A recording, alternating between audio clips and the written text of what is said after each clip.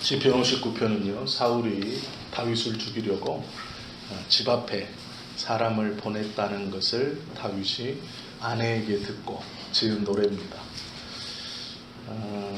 고난은 누구에게나 있습니다. 이제 요즘 말씀을 가만히 들어보시면 고난에 대해서 저희들이 좀 말씀을 나누고 있죠. 그 이유는 이제 부활주일이 다가오기도 하고 또 사순절 기간을 보내고 있기 때문이기도 합니다.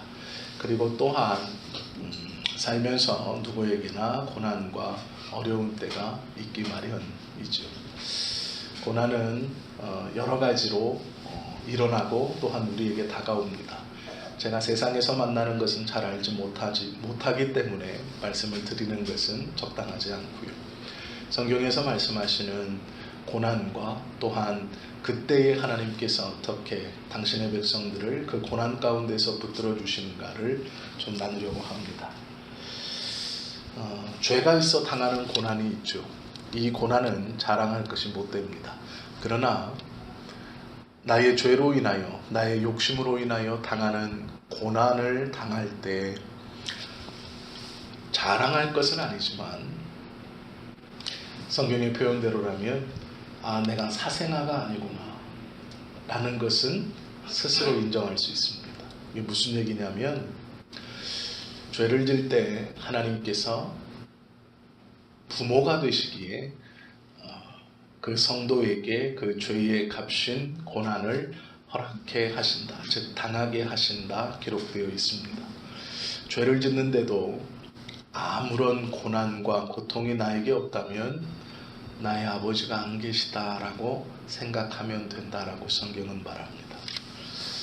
즉 죄로 인하여 고난을 받을 때 그것은 부끄러운 것일 수 있어 다른 이에게 자랑할 만한 것은 아니지만 그 고난 당하면서도 한 가지 꼭 기억해 하실 것은 하나님이 나의 아버지가 되셔서 그 죄에 대하여 이 고난을 내가 당하고 있구나, 그러니 달게 받아야 되겠다라고 생각하시면 된다는 것이죠.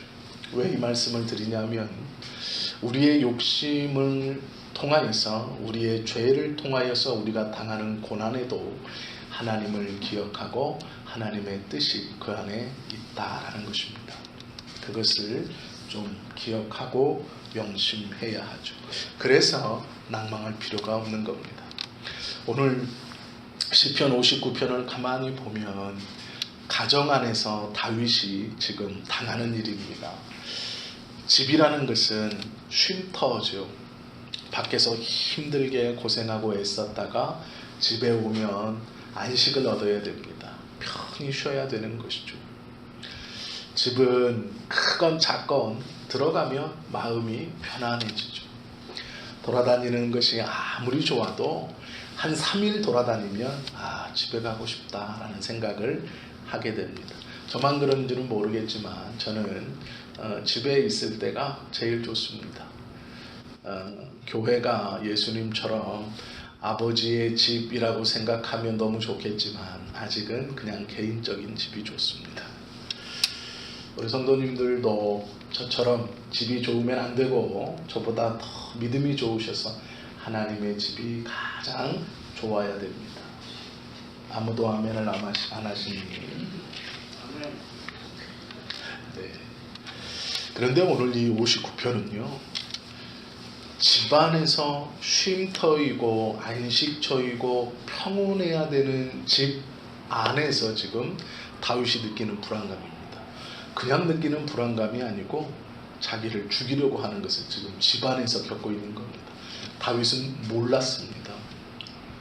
다윗의 부인이 밖에 나갔다 들어오면서 집 밖에서 지금 지키는 병사들을 보게 되었습니다. 그런데 그 병사들의 행동이 안에 있는 사람을 밖에 있는 적으로부터 보호하려고 지키고 있는 것이 아니라 반대로 집 안에서 나오는 사람을 죽이려고 지키고 있는 것입니다. 이게 얼마나 기가 막힌 상황인지 아시겠죠?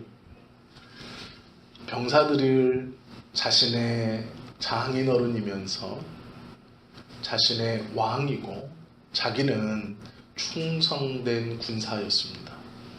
전쟁터에 나가라고 하면 나갔고, 거기서 이길 수 없는 전쟁도 이겨야 된다 하면 이겼습니다.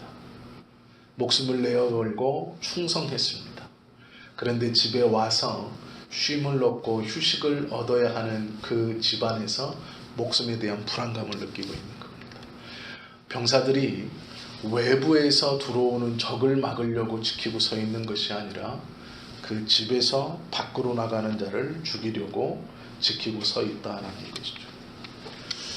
다윗이 이때 하나님께 기도하는 겁니다. 이 기가 막힌 상황에서 하나님 앞에 기도드리는 것이 59편이죠.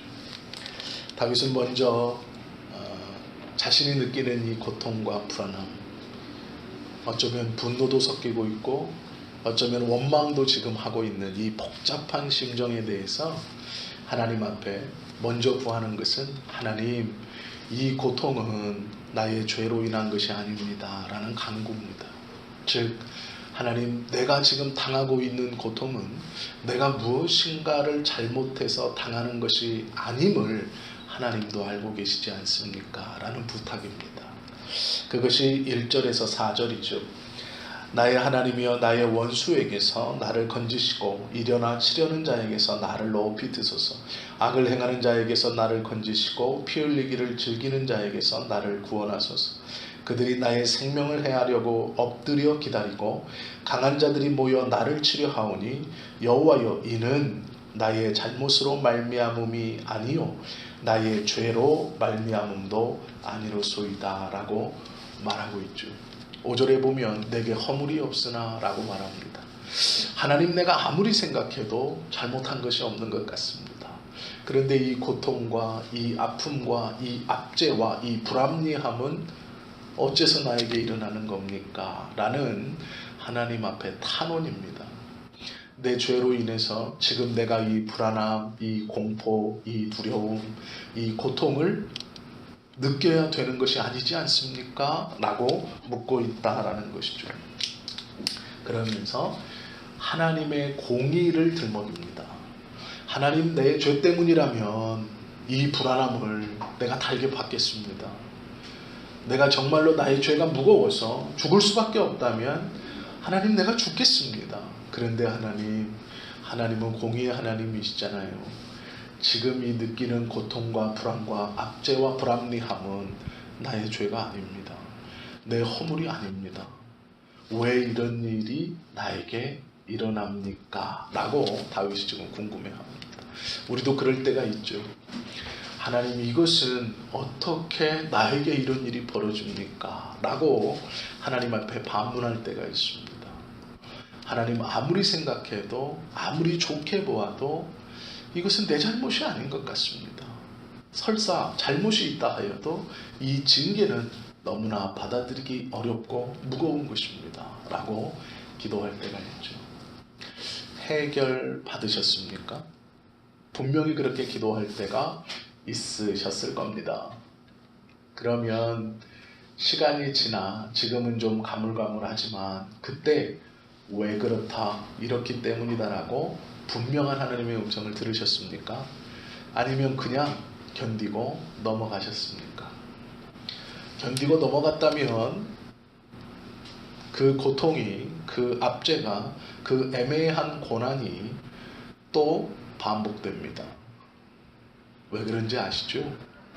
하나님께서 문제를 던졌는데 그것을 풀지 못하고 그냥 넘어가면 그 풀지 못한 문제에 대해서 하나님이 또 던져주십니다. 내가 이만큼 기다렸다, 다시 한번 풀어봐라 하고 주시는 것이죠. 왜 내 삶에서 똑같은 문제와 고통이 반복되는가? 하나님의 해답을 찾지 못했기 때문입니다. 그냥 견딜 수 있을 때까지 견디다 하나님께서 그것을 다시 거두어 가시기까지 견딘 것 뿐입니다. 그러기에 그 문제는 우리에게 또 일어납니다. 이것이 왜 나에게 주어지는 것인가를 해결받아야만이 그 문제가 또 일어나지 않을 뿐 아니라 그 문제가 우리에게 주어졌을 때 빨리 해답을 찾고 풀 수 있다라는 것이죠. 다윗은 5절을 통해서 이렇게 말합니다.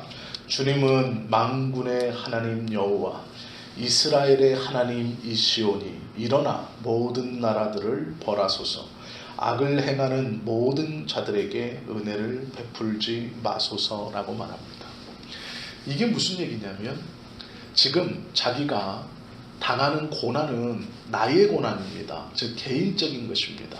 사울이 군사를 풀어서 자기 집 앞에 지키고 있으면서 집 밖에 나가는 자기를 죽이려고 하는 겁니다. 다윗에게 지극히 개인적인 문제를 지금 다윗은 어떻게 해석하고 있냐면 공동체의 문제로 보고 있습니다. 이거를 좀 잘 명확하게 아셔야 되는데요. 내가 지금 경험하고 있는 이 개인적 고통과 아픔을 우리는 내 개인적 고통과 아픔으로 생각하고 소화시키려고 합니다. 내가 지금 경험하고 있는 이 개인적 고통과 아픔을 공동체가 겪어야 하는 아픔과 고통으로 받아들이거나 생각하지 않는다라는 것이죠. 이것을 조금 더 쉽게 말씀을 드리면 하나님께서 나에게 나의 죄가 아님에도 불구하고 하나님께서 허락해 주시는 고통 가운데는 하나님의 뜻이 있습니다. 그것이 무엇이냐면 이 고통을 내 개인적으로 소화시키는 것이 아니라 그가 속한 공동체의 아픔과 고통으로 보아야 한다라는 것입니다. 더 쉽게 조금씩 뒤에 우리가 함께 좀 설명을 보겠습니다. 6절과 10절에서 보면 그 악한 일을 행하는 자들에게 하나님 이렇게 해주십시오라고 말합니다. 그런데 그것이요, 그들이 점으로 돌아와서 개처럼 울며 성으로 두루 다니고 그들의 입으로는 악을 토하며 그들의 입술에는 칼이 있어 이르기를 누가 들으리요 하나이다. 여호와여 주께서 그들을 비웃으시며 모든 나라들을 조롱하시리이다. 하나님은 나의 요새이시니 그의 힘으로 말미암아 내가 주를 바라리이다. 10절입니다. 나의 하나님이 그의 인자하심으로 나를 영접하시며 하나님이 나의 원수가 보응받는 것을 내가 보게 하시리이다 라고 말하고 있죠. 이게 무엇이냐면요, 아주 쉬운 말로 이겁니다. 하나님, 나를 힘들게 하는 이 일, 저들, 지금 밖에서 집 밖으로 나가려는 나를 죽이려고 하는 이 사울, 또한 사울의 군사, 이 악한 일에 대해서 우리가 조금 더 우리에게 하나님의 말씀으로 이것을 받으면 지금 나를 힘들게 하는 이 개인적 일을 벌이는 사람들과 사건들이 바로 해결되어서 내가 이것에서 자유롭게 되기를 원합니다라고 기도하는 게 아닙니다. 제가 어떻게 기도하냐면 하나님, 저들을 굶기십시오라고 하는 겁니다. 이게 시라는 것을 기억해야 됩니다. 지금 다윗은요, 어떤 뜻으로 말하는 것이냐면 하나님, 이 악을 행하는 그 악인들, 나쁜 상황들을 그냥 다 한꺼번에 싹 죽여서 도만하셔서 깨끗게 해주십시오라고 기도하는 것이 아니라 그들을 굶겨 주십시오라고 말하는 거예요. 즉 배고프게 해 주십시오라고 말합니다. 그리하여 비유를 어떻게 드냐면 하루 종일 먹을 것을 찾아 떠돌아다니던 개가 식량을 구하지 못하고 사람이 살고 있는 마을로 들어왔습니다. 그런데도 먹을 것을 구하지 못하여 허기진 개가 여기저기 돌아다닙니다. 그러면 주변의 사람들이 보겠죠. 개가 마을에 들어왔는데 먹을 것을 얻지 못하여 삐쩍 말라서 지금 돌아다니고 있습니다. 그런데 그 개가 사람들이 증오하는 악독을 토합니다. 속에서 나올 것이 없어 먹은 것이 없기에 악독을 토합니다. 그러면 사람들이 그 개가 굶었다는 것뿐만 아니라 그 속에서 악한 것이 나온다는 것을 보게 되죠. 이게 무슨 얘기냐면 하나님 앞에 범죄하고 이 악한 일을 나에게 일으키며 애매히 고난을 주고 있는 저를 말리십시오라는 뜻이에요. 더 구체적으로 말씀드리면 나에게 좋은 것을 받아가고 사울처럼 자기가 필요할 때 나를 군사로 삼고 전쟁터에 내보내서 승리를 쟁취하며 자기의 이득을 취했던 자가 지금 나에게 고통과 아픔을 주니 이것을 해결시켜 주십시오가 아니라 그를 하나님 굶겨 주십시오라는 거예요. 씨가 마르게 해 주십시오. 물이 마르게 해 주십시오. 그리하여 그가 허덕임이라는 것을 모든 사람들이 보게 하시고 그가 그 극한의 상황에서 악한 것을 쏟아내며 많은 이들이 저를 보고 저가 하나님의 백성을 핍박하더니 저가 자신의 유익만 구하더니 사람의 목숨을 경홀히 여기더니 환경과 여건을 통하여 사람을 괴롭게 하더니 하나님께서 저를 말리시고 부끄럽게 하시는 것을 보여주십시오라고 기도하는 겁니다. 단숨에 해결시켜 주십시오라는 것보다 말려 죽여 주십시오라는 거예요. 그런데 그 이유가 있습니다. 자신의 분노 때문이 아닙니다. 다윗이 지금 마음속에 분명히 분노도 있을 겁니다. 화남도 있을 겁니다. 그런데 배고픈 들깨처럼 식량을 구하려고 먹을 것을 구하려고 사람이 있는 마을까지 어슬렁대지만 아무것도 구하지 못하여 결국 악한 것, 자기 위에 들어있는 자기가 먹었던 마지막에 그 악한 것까지 토해내고 사람들에게 경멸과 멸시를 받고 탁 쓰러져 굶어 죽어가는 것을 많은 사람이 보게 해 주십시오라는 것은요, 자신의 분노를 그렇게 쏟아서 저가 아주 그냥 망신당하고 악한다는 것을 모든 사람이 보게 해 주십시오라는 게 아니에요. 그렇게 하는 이유는 하나님께서 살아계심을 사람들로 보게 해 주십시오가 이유입니다. 즉 자신의 분노의 개인적 푸름과 해소를 위해서 그렇게 해 주십시오가 아니에요. 그가 악한 자인 것은 분명합니다. 나를 힘들게 하고 괴롭게 합니다.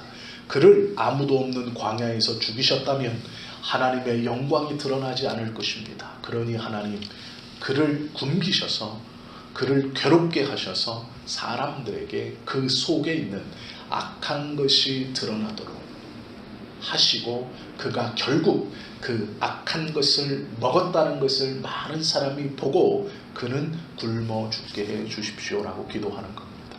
그 이유는 살아계신 하나님의 역사와 공의가 증거될 수 있도록 그리해 주십시오라는 거예요. 다윗이 오늘 지금 그렇게 기도하는 거예요. 하나님, 나를 괴롭게 하는 하나님께서 기름을 부었고 하나님이 선택한 당신의 백성들을, 당신의 성도들을 괴롭게 하는 사람, 저를 그냥 바로 죽이는 것이 아니에요. 말려서 죽여주십시오.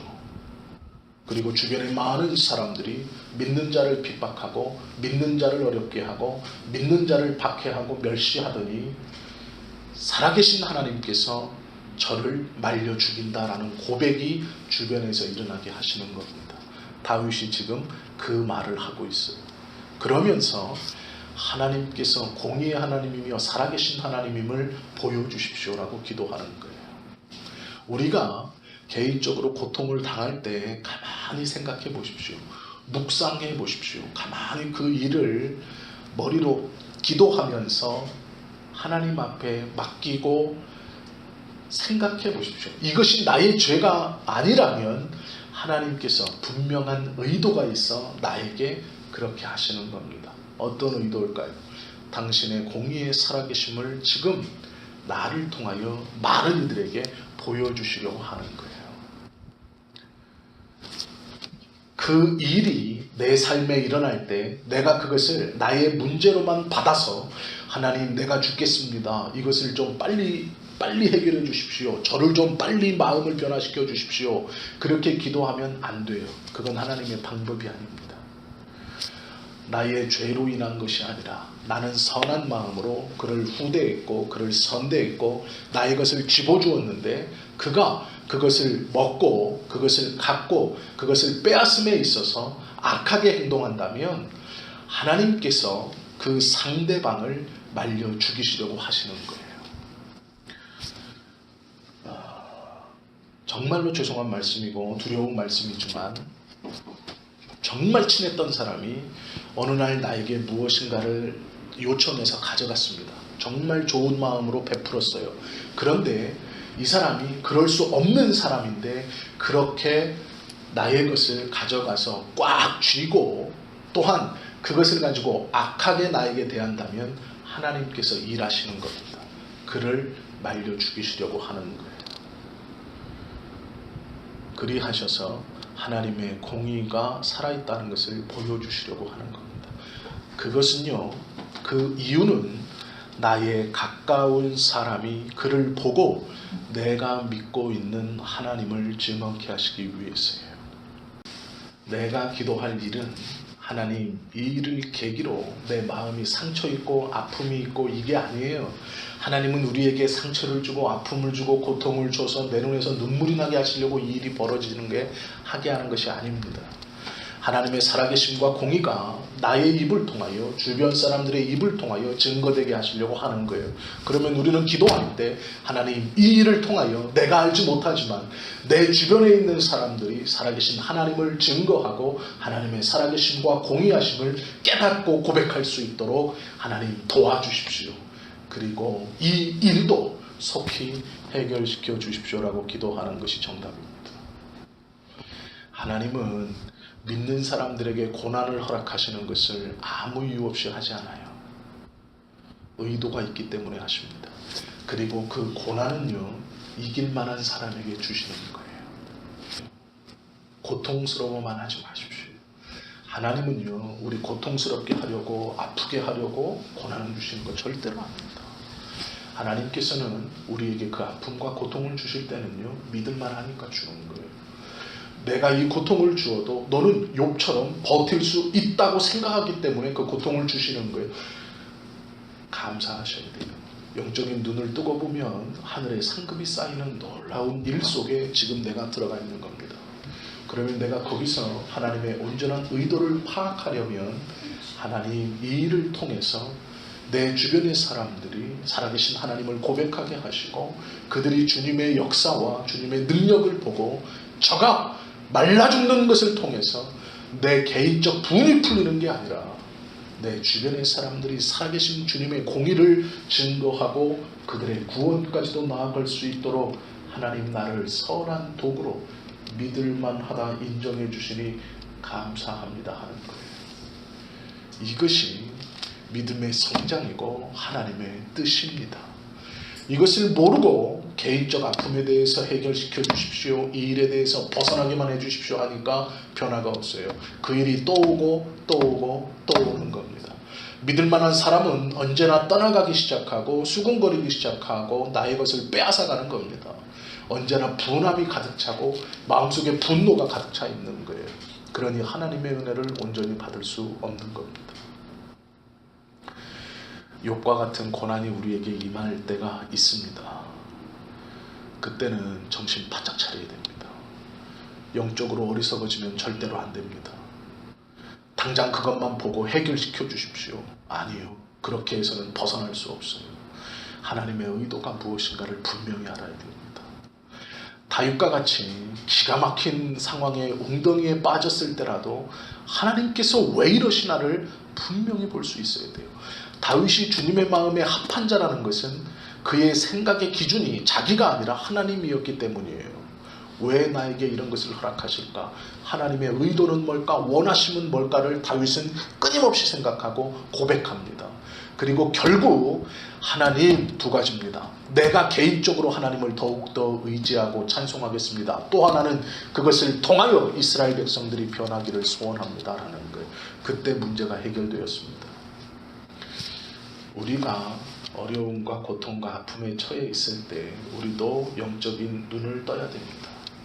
그것에 사로잡혀서 그것만을 벗어나려고 하나님하고 매어달리면 반쪽짜리 기도입니다.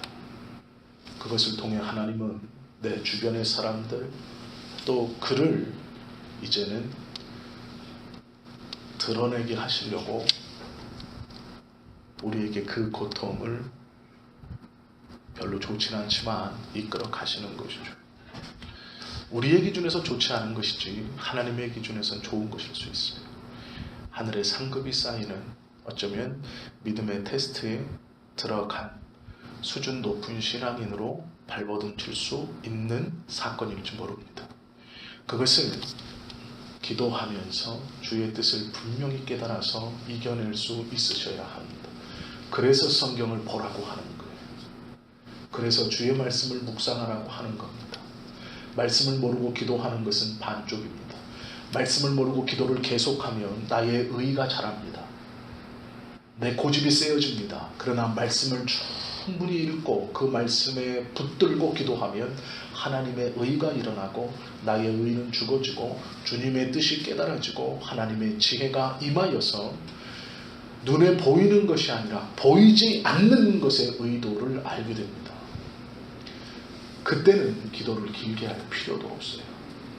하나님의 의도가 무엇인가를 정확히 알기에 그 의도대로 기도하고 그 의도대로 그 하나님의 의도가 끝날 때까지 그 자리에서 버티고 서 있으면 됩니다. 그리고 그 하나님의 의도를 알고 기도하며 버티는 자와 모르고 구해달라고 기도하는 자의 신앙의 모습은 완전히 다를 것입니다. 하나님께서 어떻게 역사하시느냐는 그의 고백에 달려 있습니다.